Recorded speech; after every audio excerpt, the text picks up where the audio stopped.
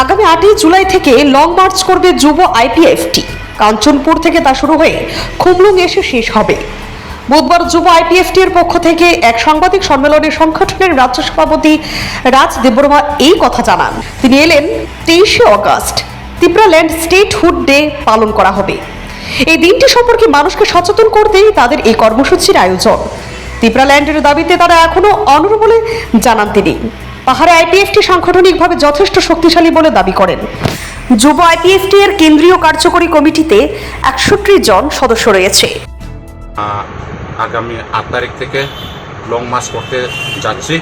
Kanchanpur north Tripura থেকে West Khumlung Tripura পর্যন্ত করতে যাচ্ছি। সেই জন্য আমি সারা ত্রিপুরা আমাদের ইউথ আইপিএফটি পক্ষ থেকে সবাইকে আহ্বান করব এই লং মার্চে সবাইকে যোগদান দেওয়ার জন্য আমি সবাইকে আহ্বান রাখছি।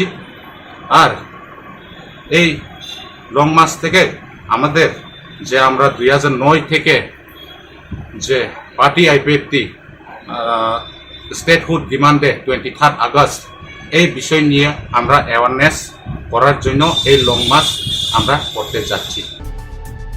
Bureau report, CNE TV. CNE TV, channel for news and entertainment.